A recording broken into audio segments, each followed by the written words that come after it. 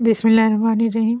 آج کی قسط آخر تک بہت دلچسپ ہے کیونکہ اس میں یوسف علیہ السلام نے جو بزنس پلان دیا ہے وہ 2 حصوں پر مشتمل ہے۔ پہلا حصہ آپ اس قسط میں دیکھیں گے جو کہ انشاءاللہ تعالی آپ کے ذہن کے کھڑکی دروازے سب کھول کر آپ کو کامیابی کی طرف لے کر جائے گا۔ اگر تو آپ اس ویڈیو کو آخر تک توجہ سے دیکھ سکتے ہیں تو ٹھیک ہے، ورنہ پھر فائدہ نہیں، کیونکہ جب ہم پیغمبروں کی زندگی پر فوکس کر کے سوچتے ہیں، دیکھتے ہیں اور پھر عمل کرنے کی کوشش کرتے ہیں تو ہمیں غیبی مدد بھی لازمی ملتی ہے۔ یوسف علیہ السلام کے حکم سے زندان کے تمام قیدیوں کا آزاد ہونا، میلے کچیلے کپڑے، برا حال، اور پھر ان سب کا محل میں یوسف علیہ السلام کے پاس آنا جانا کئی لوگوں کو بے چین اور پریشان کر گیا۔ یوسف علیہ السلام نے ان کا حلیہ اور شخصیت تبدیل کرنے میں کافی محنت کی تھی تاکہ وہ خدائی مشن کے کاموں کا حصہ بن سکیں۔ اب یوسف علیہ السلام کو ایک ہی وقت میں کئی طرح کے چیلنجز کا سامنا تھا۔ ایک طرف تو 7 سال تک لگاتار ضرورت سے زیادہ غلہ اگانے کے لیے پلاننگ کرنا اور سرمایہ اکٹھا کرنا، پھر 7 سالہ قحط سے بچاؤ کی پلاننگ کرنا، اور دوسری طرف کاہنوں کی مذہبی جماعت کی سازشیں بھی زور پکڑ گئی تھیں۔ کاہنوں نے بادشاہ آمون حتب چہارم کی ماں اور محافظ اعلیٰ ہورم ہوپ کو بھی اپنے ساتھ ملا لیا۔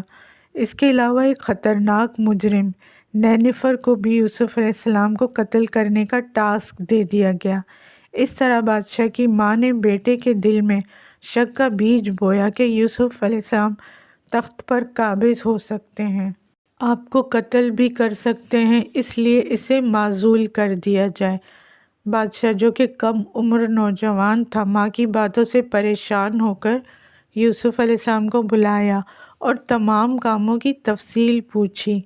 اس موقع پر یوسف علیہ السلام نے بادشاہ کے سوالات کے جو جوابات دیے اور جو پلاننگ سامنے رکھی وہ آج سے 4000 سال پہلے کے حساب سے ایک حیرت انگیز بزنس پلاننگ تھی۔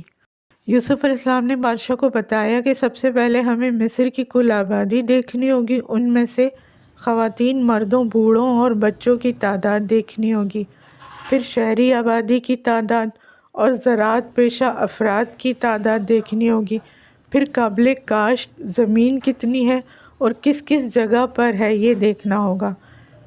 ان لوگوں کا یقین یہ تھا کہ صرف دریائے نیل کے اطراف کی زمینوں میں ہی کاشتکاری کی جا سکتی ہے، جبکہ یوسف علیہ السلام نے بتایا کہ جدھر بھی پانی ہوگا ادھر کاشتکاری ہو سکے گی، اور خواب کے اشاروں کے مطابق ارادہ خداوندی سے بارش پوری سرزمین مصر کو سیراب کر دے گی۔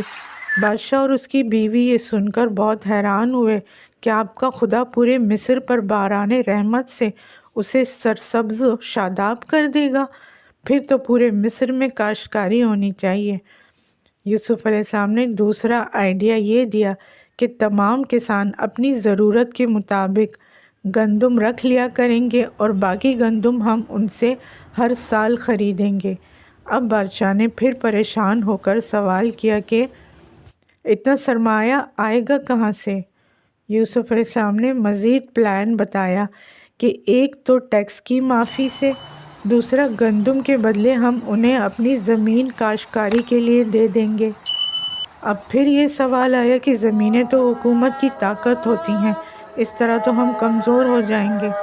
دوسری طرف موبت کے کاہنوں کی دولت، سونا، جواہرات حکومت کے مقابلے میں کہیں زیادہ ہیں، اور وہ پہلے ہی ہمارے دشمن ہیں، اور 3000 سال سے کوئی بھی بتوں کے نام پر جمع ہونے والی دولت کو آج تک ہاتھ نہیں لگا سکا۔ ان ساری باتوں کو لے کر بادشاہ نے ذرا سی سختی سے کہا کہ ہماری حکومت غیر مستحکم ہو جائے گی، سب کچھ دے کر ہم تو فارغ ہو کر بیٹھ جائیں گے۔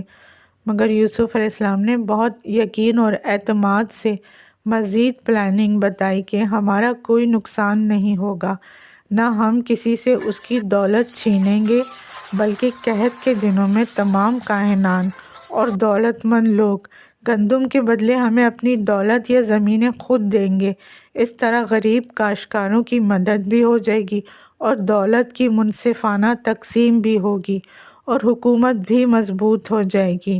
اب پھر سوال یہ اٹھایا گیا کہ اگر دولت مند طبقہ اور کاہن بھی تمام گندم خود ذخیرہ کر لیتے ہیں اور ہمیں نہیں دیتے، تب ہم کیا کریں گے؟